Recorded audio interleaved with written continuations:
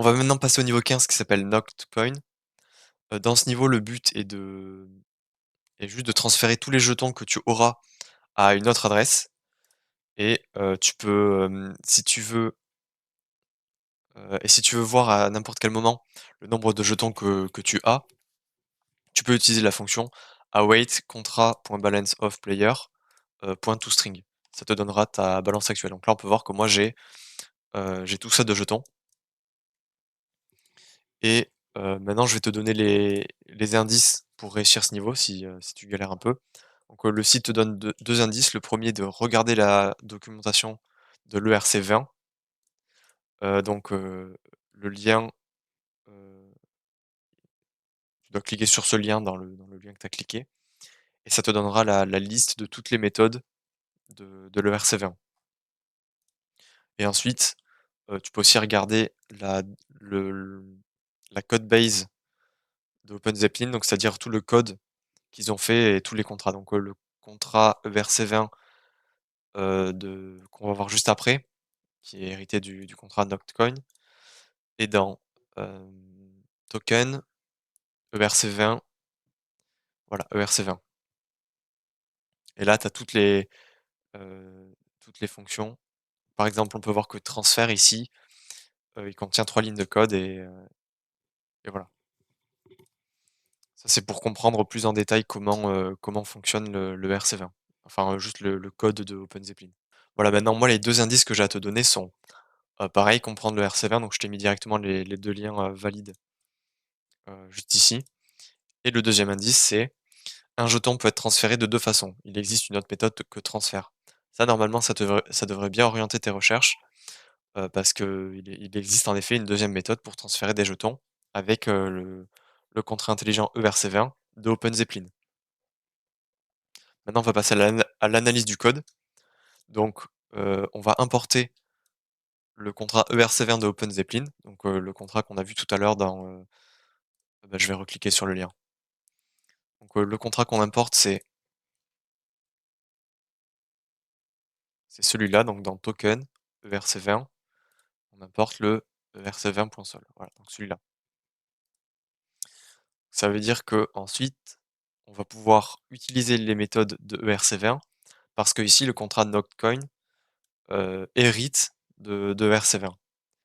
Maintenant, on va voir les 3 variables qu'ils ont définies ici. Donc on a le timelock qui correspond à block.timestamp plus 10 fois 365 days. Donc la date d'aujourd'hui plus 10 ans. Ça, en Solidity, ça permet de dire, 10 ans. Et ensuite, on a, la initial supply, donc c'est le stock initial de jetons qu'il y aura. Et ensuite, on a une adresse, player qui sera définie à l'adresse avec laquelle tu es connecté au site Ethernote. Donc dans mon cas, ça va être cette adresse-là, ici. Ensuite, on a le constructeur qui prend paramètre, player, donc l'adresse qui sera définie juste après et qui aura notre valeur du coup. Là, cette méthode-là, enfin cette syntaxe ici, ERC20 de Noctcoin de 0x0 permet d'appeler le constructeur parent ERC20, de ERC20. Et ensuite, on passe en paramètre Noctcoin qui est le nom du jeton, le nom complet, et x0x qui est l'abréviation du jeton. Ensuite, on définit player par le player passé en paramètre. On définit notre stock de base euh, par 1 million fois 10 puissance. Je sais pas trop exactement ce que ça fait, ça, mais ça définit un nombre pour le stock de base. Ensuite, on va mint le stock de base qu'on aura, donc on va minter tous les jetons disponibles. Puis on va les transférer au player, appelé au player, donc c'est-à-dire nous, ou plutôt toi dans ce cas-là. Et c'est pour ça que ici, quand tu taperas la méthode await.contra.balanceOfPlayer.toString, ça te mettra la valeur de cette valeur-là. Parce qu'en fait, ici, balanceOf, ça va prendre, quand tu regardes le contrat ERC20, tu vas voir qu'il y a une fonction balanceOf Je sais pas où est-ce qu'elle est.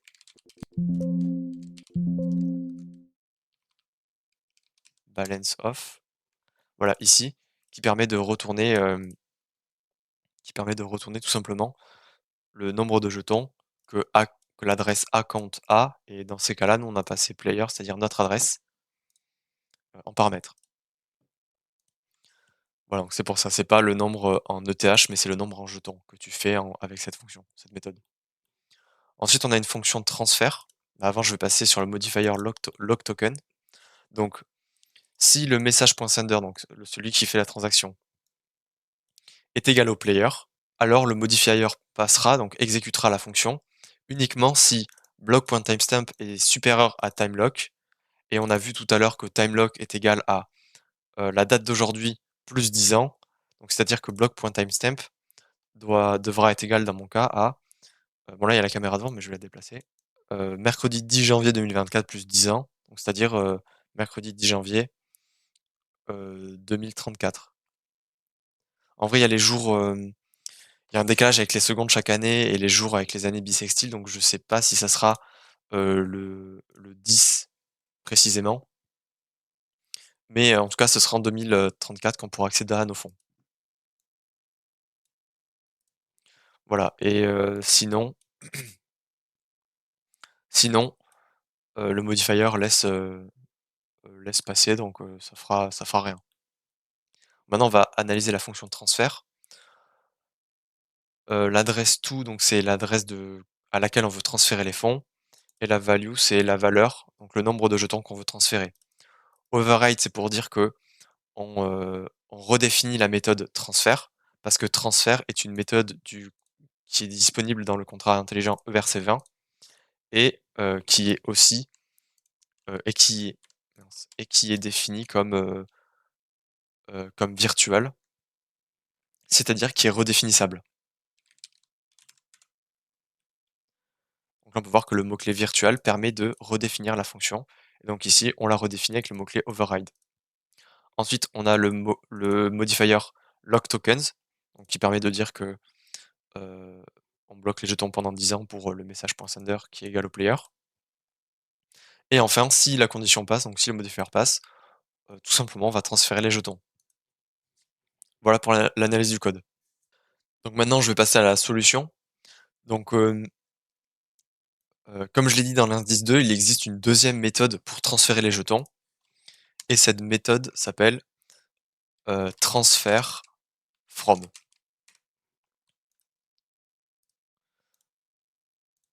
Voilà, donc cette méthode-là permet d'envoyer des jetons. Donc c'est la deuxième méthode pour transférer les jetons depuis le contrat ERC20. Et en fait, cette méthode transfer from permet de transférer des fonds depuis un autre compte. Imaginons que moi là, euh, je veux transférer avec mon deuxième compte, donc cette adresse-là ici. Je veux transférer les comptes depuis mon compte principal vers, vers mon compte secondaire, mais depuis le compte secondaire. Ben, pour cela, je vais utiliser transfer from, parce que la méthode transfert permet d'être utilisée que par que par celui qui a les jetons. Cependant, il existe une condition pour exécuter cette méthode. Avant, il faut que le propriétaire des jetons, il ait autorisé l'adresse qui veut transférer les jetons, donc c'est-à-dire dans mon cas l'adresse secondaire, à transférer les jetons. Donc ça veut dire que je vais devoir faire tout d'abord, je vais devoir exécuter la méthode approve depuis, heu, depuis l'adresse 9063D, et je vais mettre en spender mon adresse secondaire, c'est-à-dire B6 B10,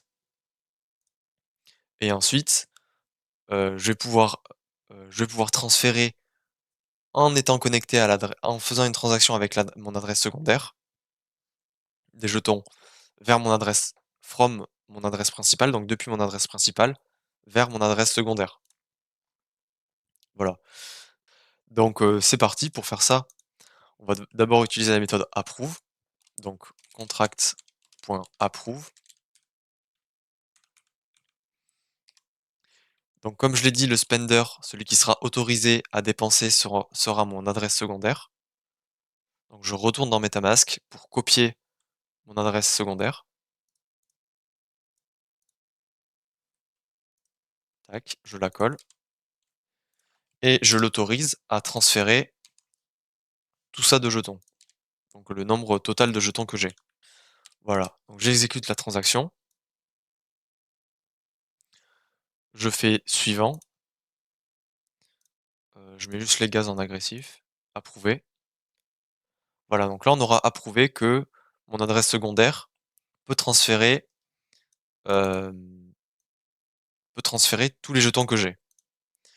Maintenant je vais devoir, faire en sorte d'exécuter une transaction avec mon adresse secondaire, qui transfère les fonds, du compte principal au compte secondaire. Hem, bon, comme je peux pas le faire là parce que faut que je me connecte, enfin, on a une instance contrat qui permet d'appeler tout ça, c'est un peu relou à configurer. Je vais tout simplement approuver que ma propre adresse peut transférer des fonds, donc pour ça je vais faire player, approve player, plutôt que mon adresse secondaire. Comme ça, en fait, mon adresse principale sera autorisée à utiliser la méthode send, transfer from, et ensuite on exécutera la méthode transfer from, de mon compte, principal vers mon compte secondaire. C'est la même chose, mais heu, sauf que c'est en fait, j'ai fait cette première transaction pour te faire comprendre comment la méthode fonctionne, mais nous on va pas exactement utiliser la même méthode. Voilà, donc là j'ai approuvé à mon player, donc mon adresse principale, de transférer les fonds. Donc maintenant je vais pouvoir faire contract.transfer from. Ah oui, je veux juste te dire que tu peux voir aussi l'ABI, enfin les différentes méthodes disponibles en faisant contract.abi. Et tu vois ici on peut voir qu'on a la méthode transfer, transfer from, balance of, decimals, approve, allowance, et tout ça c'est les méthodes publiques du contrat ERC20, tu vois? Decimal, total supply, balance of, tout ça c'est de l'ERC20. Maintenant je vais pouvoir utiliser la méthode qui m'intéresse, c'est-à-dire transfer from.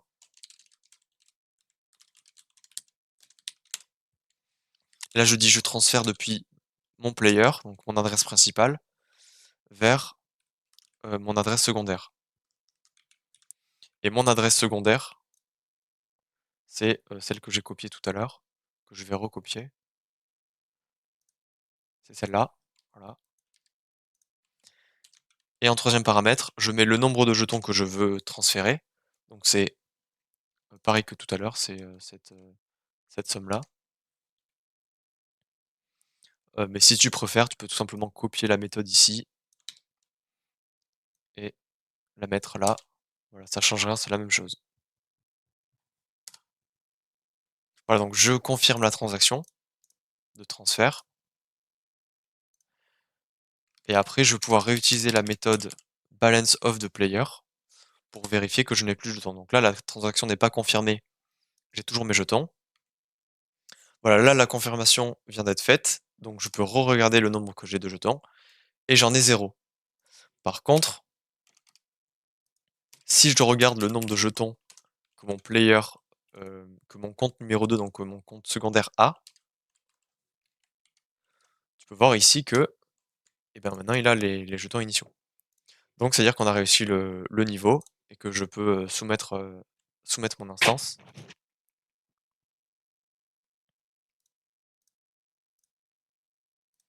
Et une fois que la confirmation sera confirmée, eh ben, j'aurai gagné le niveau, j'aurai réussi le niveau.